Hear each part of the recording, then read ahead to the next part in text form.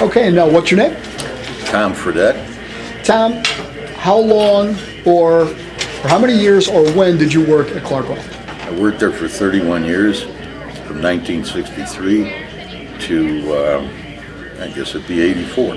Okay, and Tom, what were some of your jobs there? Well, I went from a laborer to a unit operator, operating a reactor, to a laboratory supervisor, and then to director of human resources. Okay, and let's backtrack a little bit. And I thought you told me off camera you worked there from 1963 to 1994. Is that correct? Oh, 94. You're right. Okay, so you can't add. Okay, so I'm old. Let's get you to say that. I worked from 1963 to 1994. Great. Tom, you seem to be a very popular member of the luncheon group here. Okay. Well, I'm a nice fellow. Tell us about some of the good experiences you had working at Clarkwell. Well, during my time there, I was president of the union for 8 years, and then I went into management after that. And I always tried to be fair with people. You know, my wife recently died. My last job was in a steel mill. And the president of the union there came to her memorial service.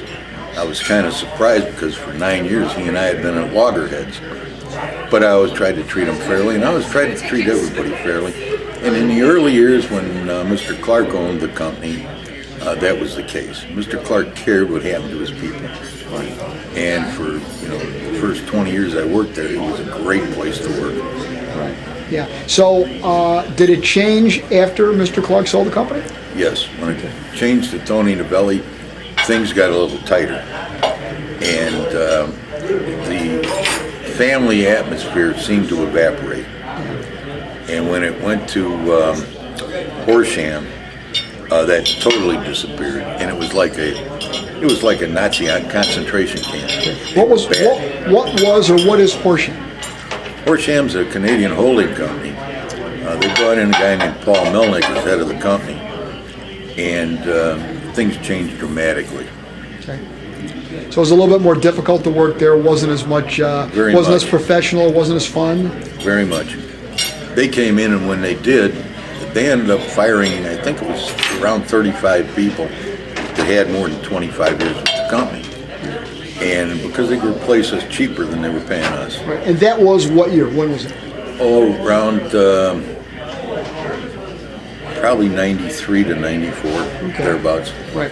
You also said that way back when you first started there, you began as a laborer. So tell us about when you first started. Well, I dropped out of college and got a job at Clark. Started at $2.50 an hour. Doing what? As a laborer. And then I went into operations as a pumper gauger, which handled tank and product transportation. Then I went to a unit operator, and then I've been into the laboratory, and I was there for like 17 years. And I became lab supervisor, and then from there moved to human resources. What did you do in the laboratory? Or what is done in the laboratory? The laboratory tested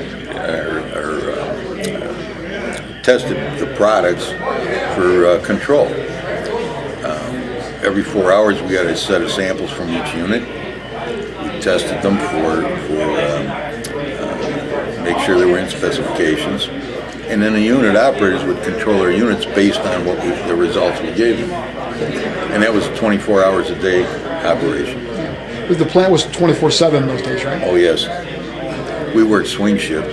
In those days we worked 7 on 1 off, 7 on 2 off, 7 on 4 off.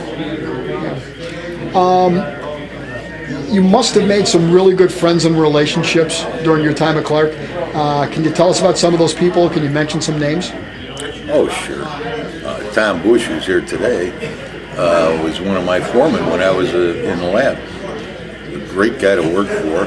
There's another one here, Carl Zielstra. He was a good guy to work for.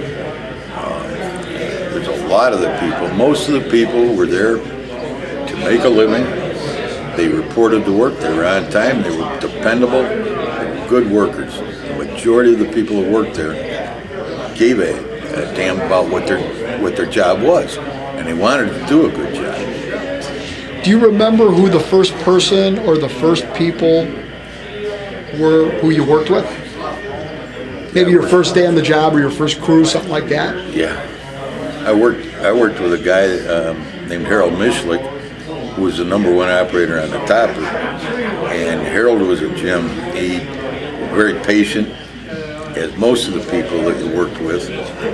When you went in on the job to train, they were very patient, they were very instructive, they helped you, because they knew that if you got permanently on a job after training and you didn't know what you were doing, they were going to have to carry you. So they were very good at training people. Who else? Who were some of the other people besides Harold Mislich? Well, there was a guy named Bob Lundeen that helped train me. We had 4 foremen, Alex Pico, who a lot of people thought Alex was a little bit stern. But boy, if you had a problem, he was there to help. Ernie Schumacher, he was another foreman. Knew every pipe in the place, knew every valve in the place, knew exactly what was happening, and if you had a problem, he was there to help. There were other foremen that were the same way. It was a great crew. So it sounds like you learned a lot of life lessons at Clark. Can you talk about that at all? Absolutely.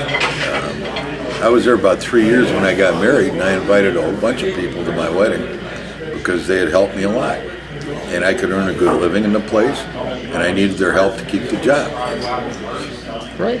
Any other stories that you might remember? Any funny anecdotes? We heard a story about Delbert found a falcon one day, and Dale Elton's talked about different people and situations that he worked with. And then anything just come to mind? No, not offhand. After I thought about it, well, maybe I could. Okay. Well, you're welcome to come back. You can come back and talk to us if you want. Thanks so much, Tom. You're welcome. Appreciate it.